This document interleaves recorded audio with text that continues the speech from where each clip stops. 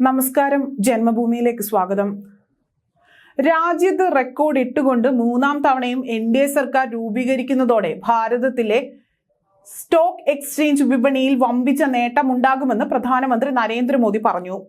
10 വർഷത്തെ BJP സർക്കാരിന്റെ കൃത്യവും സുശക്തവുമായ നയങ്ങൾ രാജ്യത്തെ സമ്പദ് വ്യവസ്ഥയെ ശക്തമാക്കി. ഇത് എന്റെ ഉറപ്പാണ്. ജൂൺ 4-ന് BJP റെക്കോർഡ് നേട്ടത്തിൽ അധികാരത്തിൽ എത്തുമ്പോൾ ഓഹരി വിപണിയും പുതിയ റെക്കോർഡ് ഉയരങ്ങളിലേക്ക് എത്തും. ദേശീയ മാധ്യമത്തിന് നൽകിയ അഭിമുഖത്തിലാണ് അദ്ദേഹം ഇക്കാര്യം പറഞ്ഞത്.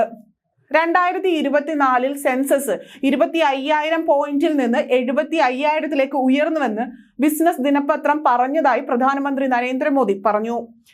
നിക്ഷേപകർ തന്റെ സർക്കാരിൽ ആത്മവിശ്വാസം പ്രകടിപ്പിച്ചിട്ടുണ്ട് എന്നും അദ്ദേഹം എടുത്തു പറഞ്ഞു. കഴിഞ്ഞ ദശകത്തിലെ ശ്രദ്ധേയമായ പ്രകടനത്തിൽ സ്റ്റോക്ക് മാർക്കറ്റ് തമ്മിൽ അർപ്പിക്കുന്ന വിശ്വാസം വ്യക്തമാണ്. ഞങ്ങൾ അധികാരമേറ്റപ്പോൾ സെൻസസ് ഏകദേശം 25,000 പോയിന്റ് ആയിരുന്നു. ഇന്നത് 75,000 പോയിന്റിലെത്തി. ഇത് ചരിത്രപരമായ ഉയർച്ചയാണ് എന്നും അദ്ദേഹം പറഞ്ഞു. അടുത്തിടെ ഞങ്ങൾ ആദ്യമായി $5 ട്രില്യൺ വിപണി മൂല്യത്തിൽ എത്തിയെന്നും പ്രധാനമന്ത്രി പറഞ്ഞു.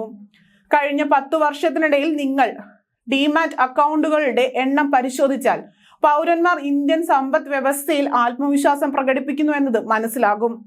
2014-ൽ 1 കോടിയായിരുന്ന മ്യൂച്വൽ ഫണ്ട് നിക്ഷേപകരുടെ എണ്ണം ഇന്ന് 4.5 കോടിയായി ഉയർന്നു. തൽഫലമായി നമുക്ക് ആഭ്യന്തര നിക്ഷേപകത്തിന്റെ വിശാലമായ അടിത്തറയുണ്ട്.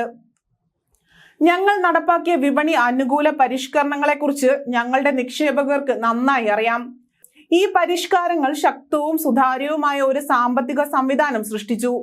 ഇത് ഓരോ ഇന്ത്യക്കാരനും ഓഹരി വിപണിയിൽ പങ്കാളിയാകുന്നത് എളുപ്പമാക്കിയെന്നും പ്രധാനമന്ത്രി കൂട്ടിച്ചേർത്തു.